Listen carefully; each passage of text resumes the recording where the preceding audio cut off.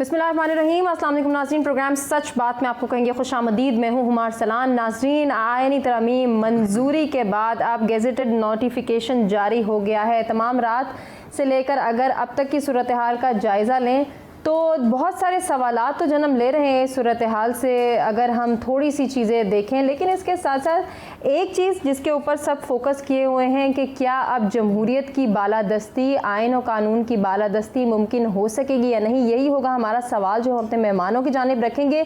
गो के बहुत सारे सवालात और भी हैं और इस आइनी तरमीम की शिकों पर भी हम बात करना चाहेंगे, कुछ डिटेल्स भी आपके साथ शेयर करना चाहेंगे। लेकिन अपने मेहमानों की जानिब में बढ़ने को ज़्यादा तरजीह दूंगी क्योंकि वक्त महदूद है और मैं चाह रही हूँ कि ज़्यादा से ज़्यादा हम अपने मेहमानों को वक्त दें। आज हमारे साथ स्टूडियोज़ में मौजूद हैं सीनियर तज्ज़ियाकार ओन शिराजी साहब, आपको खुशामदीद कहना चाहेंगे। दो लॉ एक्सपर्ट्स भी हमें ज्वाइन कर रहे हैं, जहांगीर जदून साहब हैं, आरिफ चौधरी साहब हैं, आप दोनों को भी खुशामदीद कहना चाहेंगे। ओन शिराजी, आपसे गुफ्तगू का आगाज़ करेंगे। मैंने इंट्रोडक्शन को थोड़ा सा जो है कंपोज रखा है, उसकी ये वजह थी कि मैं चाह रही हूँ आपने सारी इस इवेंट को कवर किया और पूरी रात माशाल्लाह से आप कवरेज करते रहे। ज़रा सूरत हाल से हमें बताइएगा, कुछ हमारी नॉलेज में इजाफा कीजिएगा, फिर हम अपने मेहमानों की जानिब बढ़ते हैं। देखिए वहाँ बिल्कुल, देखिए ये जो आइनी तरमीम हुई है 26वीं आइनी तरमीम है और पार्लियामेंट ऑफ पाकिस्तान ने अपनी वो पावर्स जो उससे किसी न किसी तरह, अगर आप कहें डिक्टेटर्स के दौर में या उससे हट के छीन ली गई थी, वो अपनी पावर्स वापस गेन की हैं। पार्लियामेंट ऑफ पाकिस्तान ने ये बताया है कि पार्लियामेंट जो है वो मदर ऑफ ऑल इंस्टीट्यूशंस है, यहाँ से जो कानून साजी होती है उसके मुताबिक इंस्टीट्यूशंस को चलना पड़ता है। फिर पार्लियामेंट ने यह भी बताया कि अगर कोई अंडरमाइन करेगा पार्लियामेंट ऑफ पाकिस्तान को तो पार्लियामेंट ऑफ पाकिस्तान ये बताना जानती है कि उसकी पावर्स क्या हैं। यकीनी तौर पे रात को जो ये कानून साजी हुई है और जिस तरह हुई है, जिस तरह कंसेंसस हमने देखा कि एक तरफ JUI भी साथ थी, BNP भी साथ थी, MQM साथ थी, फिर पाकिस्तान पीपल्स पार्टी, मुस्लिम लीग नून, तो हमें एक मुस्लिम लीग काफ एक हसीन इम्तजाज नजर आया। और कहीं ना कहीं ये नजर आ रहा है कि वो जो COD का कुछ चीजें रह गई थी, 18वीं तरमीम तो हो गई थी, COD में बहुत सारी चीजें जो रह गई थी, आहिस्ता आहिस्ता अब उस जानब कदम जो है वो बढ़ने शुरू हो गए। हम बात कर रहे हैं आप, इसमें सबसे कलीदी किरदार जो है वो बिलावल भुट्टो जरदारी का है और आने वाले दिनों में आप देखेंगे कि बिलावल का किरदार पाकिस्तान की सियासत में आहिस्ता आहिस्ता बढ़ता जाएगा और जैसे जैसे बिलावल का किरदार बढ़ेगा पार्लियामेंट अपने मसल्स मजीद दिखाए। यानी कि आप इस बात से एग्री करें जो बात वज़ीर आज़म शहबाज शरीफ साहब कह रहे हैं कि आज जिस तरह से गुज़श्ता रात उन्होंने कहा कि मिसाक़ जमहूरियत का अधूरा ख्वाब पूरा हो गया। जी देखिए, बिल्कुल जो मिसाक़ जमहूरियत हुआ था उसमें आईनी अदालत की बात थी, पहले आईनी अदालत की बात आई और सियासी जमातें उस पर एग्री नहीं हुई, तो ये कंसेंसस है, इसी तो जमहूरियत कहते हैं। फिर क्या हुआ कि जमातों ने मिलकर कहा कि आईनी बेंच बनना चाहिए, उसमें पाकिस्तान तहरीक इंसाफ ने ये राय देने में सबसे आगे थी कि जनाब 141 केस है, 147 केस है, 140 केस है, आप आईनी अदालत न बनाए, आईनी बेंच बनाए। तो ये फिर हमने कंसेंसस देखा कि किस तरह पार्लियामेंट ने एक कलेक्टिव विजडम का मुजाहिरा किया और उन्होंने फिर आईनी बेंच बनाया और उसमें एक इंपॉर्टेंट चीज कि उसका जो वो बेंच किस तरह बनेगा वो पार्लियामेंट। अच्छा, ये जो आप बात करें ना ओन शिराजी, मैं जदून साहब से गुजारिश करूंगी कि सर थोड़ी सी इस पर आप डिस्कशन जरूर कीजिएगा कि जिस तरह से इन्होंने कहा कि पार्लियामेंट ने अपनी पोजीशन को वाजे किया, इसके साथ साथ हमारी डिमांड ये भी है कानून की बालादस्ती, आइन की बालादस्ती, जमहूरियत की बालादस्ती क्या अब मुमकिन हो सकेगी सर आपकी नज़र में? वो उसको मैं लिखा तो मैं टीवी के प्रोग्राम। जी जदून साहब फरमाइएगा। जी सर, अभी ओन शिराजी जिस तरह से बात कर रहे थे कि पार्लियामेंट ने इस आइन साजी के ज़रिए ये वज़ा किया कि पार्लियामेंट अपनी पोजीशन रखती है और वो मुस्तहकम पोजीशन है। सर आपको क्या लगता है आने वाले वक्त में हम कानून की बालादस्ती, आइन की बालादस्ती को देख सकेंगे मुल्क में मुमकिन तौर पर? बहुत शुक्रिया। देखें, पार्लियामेंट जो है वो मेरे ख्याल में तो सॉवरेन नहीं है। पार्लियामेंट जो है इनको चाहिए जो पार्लियामेंट के अंदर लोग बैठे हुए हैं कि अपनी सॉवरेनिटी को रिस्टोर करें, और ये मैं तो इस पार्लियामेंट को एज इंडिपेंडेंट पार्लियामेंट नहीं देखता हूँ। तो आगे जो मामलात आएंगे, अब देखिए ना, पार्लियामेंट ने एक लॉ पास कर दिया है, अब लॉ उसका प्रेरोगेटिव था या कॉन्स्टिट्यूशनल राइट था कि उन्होंने कानून पास कर दिए। अब इस लॉ को जो सुप्रीम कोर्ट ऑफ पाकिस्तान है वो इस आइन को परखेगी कि क्या जो बेसिक फंडामेंटल है कॉन्स्टिट्यूशन के उनको डिस्टर्ब तो नहीं किया गया। नंबर एक, अदलिया की आज़ादी पे कोई कदगन लगा दी गई है कि क्या अगर 3 जजों में से एक जज जो है वो गवर्नमेंट इंतखाब करती है या उस पार्लिमानी पार्टी में गवर्नमेंट की मेजॉरिटी है, या ये गवर्नमेंट या आने वाली गवर्नमेंट हमेशा के लिए वो ये चाहेगी कि ऐसा चीफ जस्टिस है जो 1 पेज पे हो, जिस तरह आर्मी के अंदर सिलेक्शन होती है, क्योंकि आर्मी तो कागज़ों के अंदर, आइन के अंदर एक डिपार्टमेंट है, वो एक ऐसा इंडिपेंडेंट अदारा नहीं है कि जो जुडिशियल वर्डिक्ट देता हो। उसका काम तो जो है अपना डिस्क्राइब है आर्मी एक्ट के तहत। अब उसमें देखें ना, अगर ऐसा काम है कि हर आने वाली गवर्नमेंट ऐसा चीफ जस्टिस ढूंढे जो 1 पेज पे हो, जो उनके खिलाफ फैसले ना दे, या अगर वो समझे कि ये हमारे साथ चलने वाला है, तो फिर तमाम आज़ादी जो है वो। ठीक है सर, आज जो बात करें मैं उसी को आगे बढ़ाना चाहूँगी। 2 नैरेटिव्स, 2 बयानियाँ हमारे सामने हैं, जिसमें एक अपोजिशन की जानिब से है कि आज़ाद अदलिया के ख्वाब को चकनाचूर कर दिया, दूसरा वज़ीर-ए-आज़म शहबाज शरीफ साहब ये कह रहे हैं मिसाक जमहूरियत का अधूरा ख्वाब पूरा हो गया। आप किसकी जानिब जो है वो ज़्यादा अपनी जो है वो तज्ज़िये की जानिब ले जाएंगे, या फिर अपने एनालिसिस में किसको पुट अप करना चाहेंगे?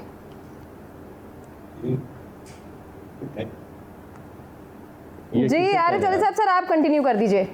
अच्छा जी, मैं आपसे अर्ज करूं, आपका बहुत शुक्रिया मौका देने का।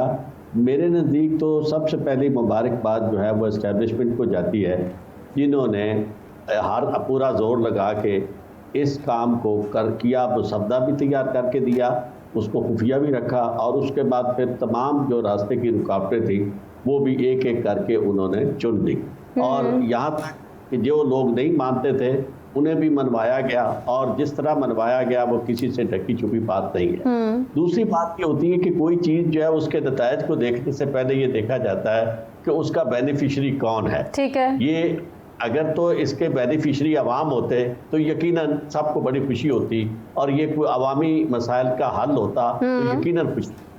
बात यह है कि जिस पस मंज़र में ये तरामीम की गई है, वो पस मंज़र ये है कि जजेस जो 8 रुकनी बेंच है वो उसने एक फ़ैसला किया, उस फैसले को देखकर, वरना इससे पहले ये बेंच जो था ये इसके ज़्यादातर मेंबर, ख़ासतौर पर मंसूर अली शाह साहब जो है वो हुकूमत बिल्कुल हमनवा रहे हैं, जो हुकूमत का मौक़िफ़ होता था वो उसी के साथ होते थे। सिर्फ एक फैसला उन्होंने किया तो उसके बाद फिर हुकूमत जो है वो पूरे तौर पर तुल गई कि अब कोशिश की जाए कि इस तरह के जजेस जो है वो चीफ जस्टिस ना बने, और फिर जजेस जो बने वो हमारी मर्जी से बने।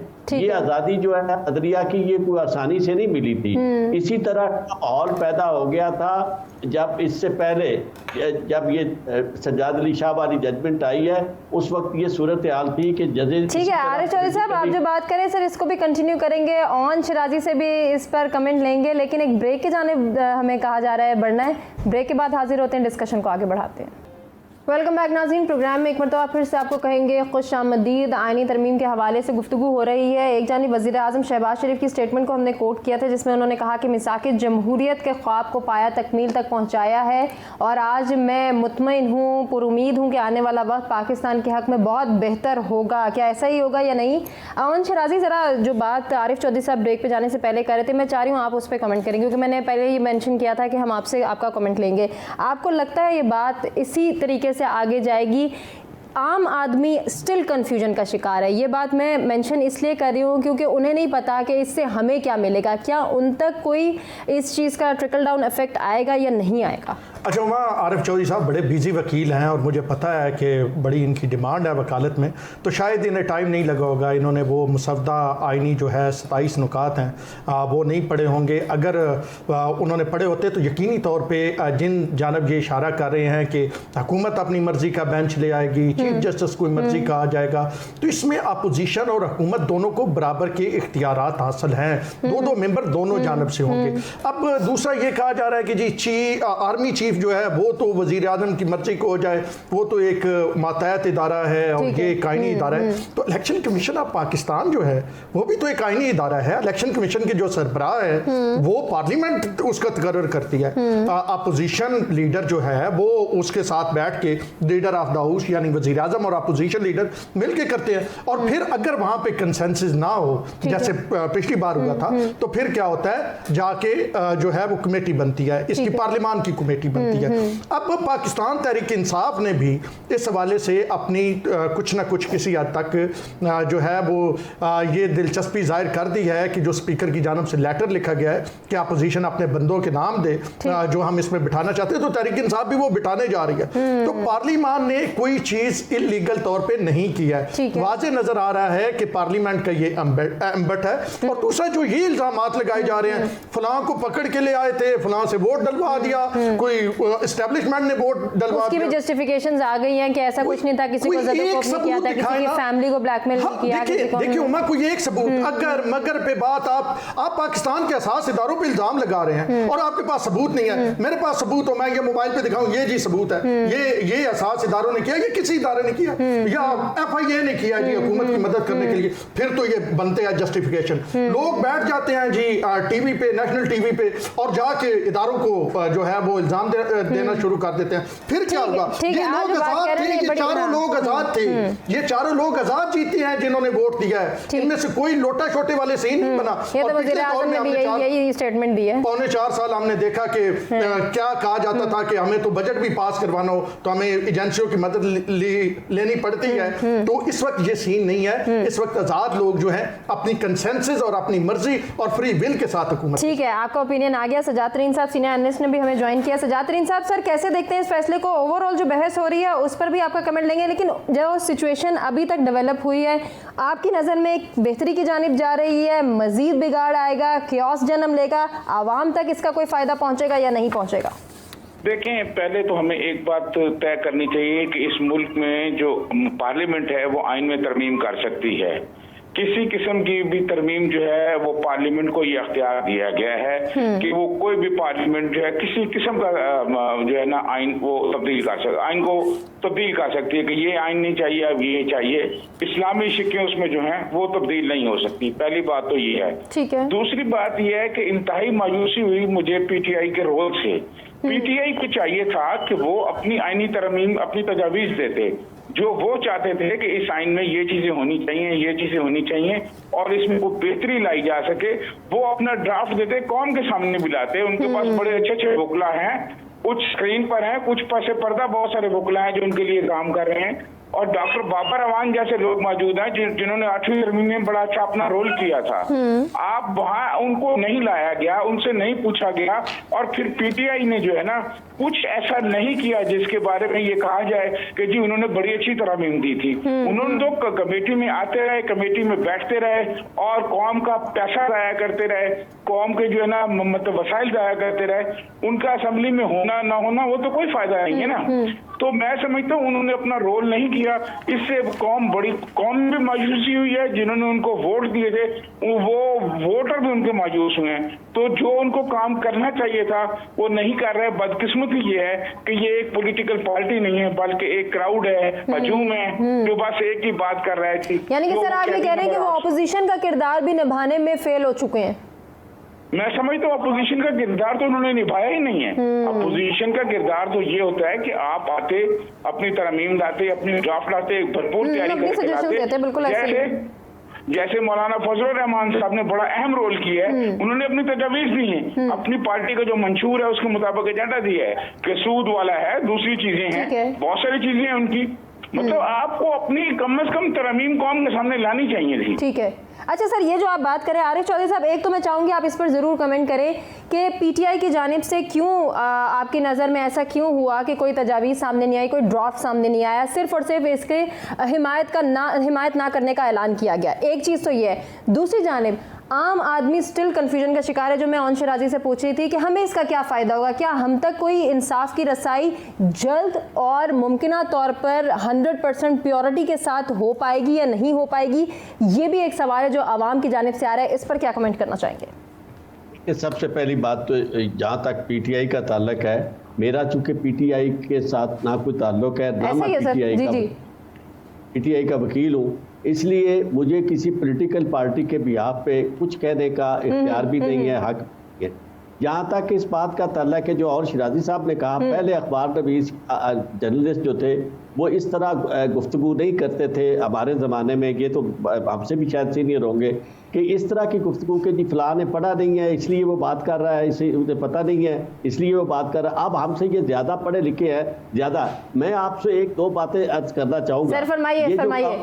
ये कंपोजिशन बनेगी ना, ये composition at the end of the day पूरी की पूरी गवर्नमेंट के हाथ में होगी। और अगर ये के हाथ में ना होती तो जो कहा गया कि लाहौरी ग्रुप से हमने निजात हासिल कर ली है, ये ना कहा था। और दूसरी बात ये है कि जो कहा जा रहा है कि जनाब एस्टेब्लिशमेंट का रोल है, अगर एस्टेब्लिशमेंट का रोल ना होता तो जो बिलावल भुट्टो हैं वो ये ना कहते कि बाप को हम कैसे नजरअंदाज कर सकते हैं, बाप की वजह से तो ये तरमीम मंजूर हुई। और फैसल पौडा जो है वो ये ना कहते कि अगले 65 साल तक भी आप बाप के बाप को भी नहीं। सर पार्टी की तरफ इशारा किया था बिलावल भुट्टो ने।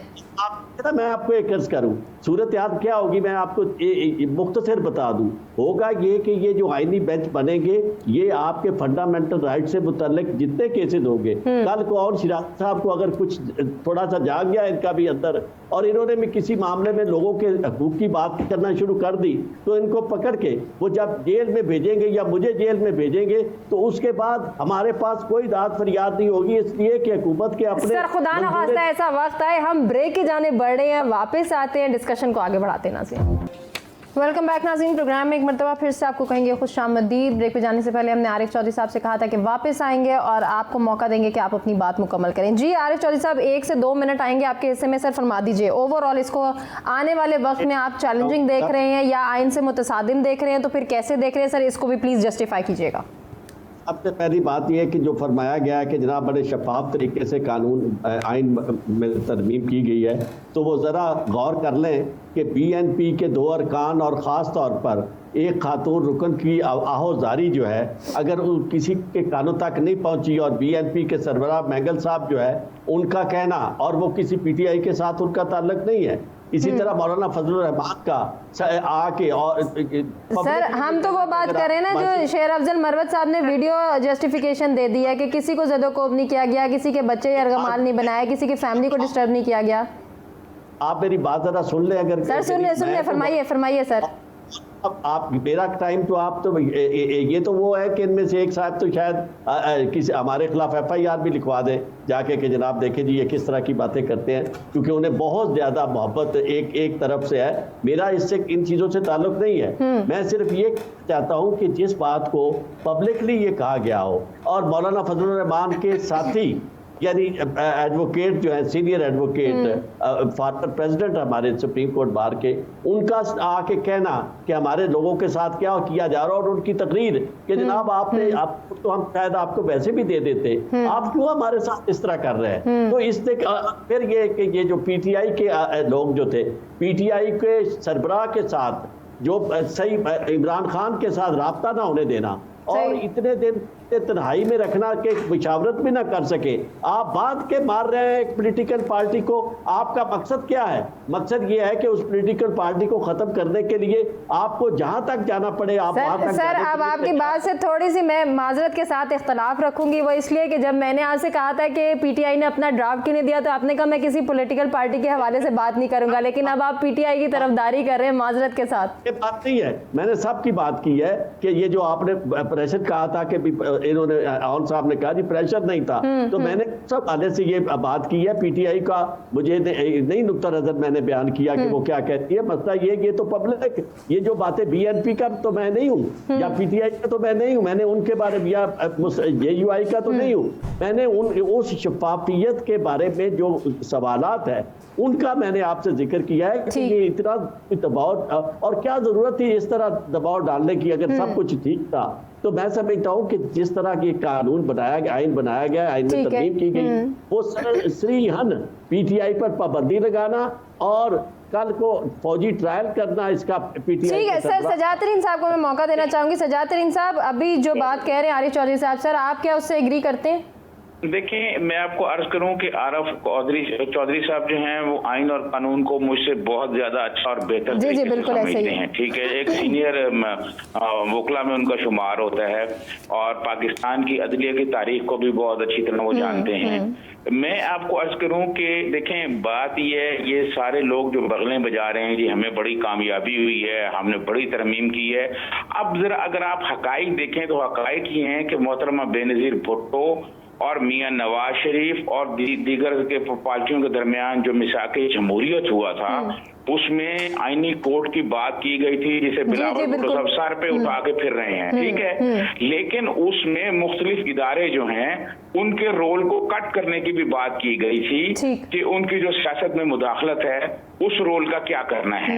मिसाके जमहूरियत के एक हिस्से पर आपने अमल दरामद करा लिया और उसको आप सर पे उठा के फिर रहे हैं, तो बाकी जो उसमें शिके हैं वो नीचे किसी से पढ़ना, किसी ने पढ़ना गवारा ही नहीं किया। मिसाके जमहूरियत को ये बड़े बड़े यहाँ जो दानिश्वर हैं वो पढ़े तो सही कि उस मिसाके जमहूरियत का पूरा ड्राफ्ट क्या था मोहतरमा बेनज़ीर भुट्टो के जिस पर दस्तखत मौजूद थे, और मेरे पास वो कापी मौजूद है जो खुद मोहतरमा बेनज़ीर भुट्टो ने मुझे दी थी। मेरा ये सवाल था कि जो गैर मुंतखब इदारे हैं उनको पसे पर्दा जो सूरत हाल है उसको कैसे कंट्रोल करेगी जमहूरियत, तो उन्होंने कापी निकाली और कहा कि ये हमारे पास वो ड्राफ्ट है जिसको मिसाके जमहूरियत कहते हैं। तो क्या सर उस ड्राफ्ट में इस हवाले से कोई शिक मौजूद है? मिसाके जमहूरियत के हवाले से वो पूरी डिटेल से लिखा हुआ है कि उसके तहत तरमीम की जाएंगी और किसका क्या रोल होगा। देखें, अपनी पसंद की चीजें कर लेनी या जरूरत का मुकाबला जरूरत के मुताबिक चीजें कर लेनी, या मैं इस तरमीम को यूं कहूं कि जरूरतों का तबादला जरूरतों से कर लिया आपने, तो ऐसी तरमीम करने से पहले भी बहुत दफा हुई है।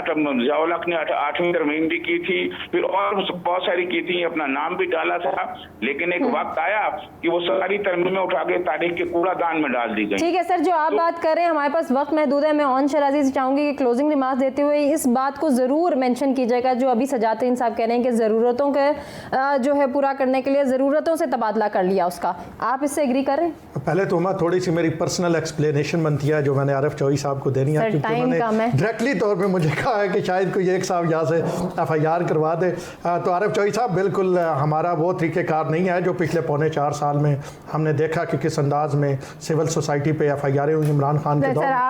और दूसरी ये बात है कि जो चाहे आपका हुसन करिश्मा साज करे, जब सादिक संजरानी का इलेक्शन था उस वक्त पाकिस्तान तहरीक इंसाफ जो सपोर्ट कर रही थी सादिक संजरानी को, सादिक संजरानी तो उस वक्त जब अदम एतमाद उनके खिलाफ आई थी वो तो अक़लियत में थे। तब तो हमने देखा कि सेनेट ऑफ पाकिस्तान के अंदर जनाब कैमरे लगाए जा रहे थे, तो उनकी अक़लियत अक्सरियत में कैसी बदली गई। और हम ये बानी चेयरमैन तहरीक इंसाफ कहते थे कि हमारा तो एक जो है बजट वो भी उनकी मदद के बगैर पास नहीं होता, तो मदद तो उस वक्त ली जा रही थी जो खुद से बोला जा रहा था। जो अच्छा, एक लाइन में जवाब देते हैं कि ये बात भी हमने ये स्टेटमेंट्स भी देखी कि ये कहा गया कि इसी आईनी मुसवदे पे, इसी ड्राफ्ट पे PTI ने भी अब से कुछ सालों कबल ये एग्रीमेंट करने के लिए वो विलिंग थे, अब क्यों इस बयानिए से वो पीछे? देखिए, तहरीक इंसाफ ने, मैंने 16 घंटे एक दिन और 18 घंटे दूसरे दिन कवर किया, और बहुत सारे हमारे जो दोस्त हैं उन्होंने टीवी पे इन चीजों को देखा, मैं ऑन ग्राउंड था। तहरीक इंसाफ और ये जो कमेटी स्पेशल बनी हुई थी इसके इजलासों को भी मैंने कवर किया। इन कैमरा में जब वो लोग निकलते थे उनसे बात करते थे, पहले इन कैमरा नहीं थे, तो तहरीक इंसाफ ने ये बात की थी 12 तौर पे कि हम आईनी बेंच के हक में हैं। और तहरीक इंसाफ सिर्फ भागी किस लिए है इस तमाम मामले से कि जब बानी चेयरमैन तहरीक इंसाफ से मुलाकात की गई तो उन्होंने कहा आपको आईनी तरामीम की पड़ी है, मैं जेल में 7 साल से हूं, मेरे साथ ये हो रहा है वो हो रहा है, और आप जो तरामीम कोई तरामीम शरामीम पे वोट नहीं देना, ये बानी चेयरमैन तहरीक इंसाफ ने कहा। जिसके बाद फिर तहरीक, अगर इस बात को मैं समराइज करूं तो सिर्फ बयानियां बचाने के लिए बात की गई है जी, यकीनी तौर पे। और रात को भी यही कहा, बिलावल भुट्टो ने भी ये कहा, मौलाना फजलुर रहमान की भी इससे मिलती जुलती बात थी कि तहरीक इंसाफ एक हद तक एग्री थी,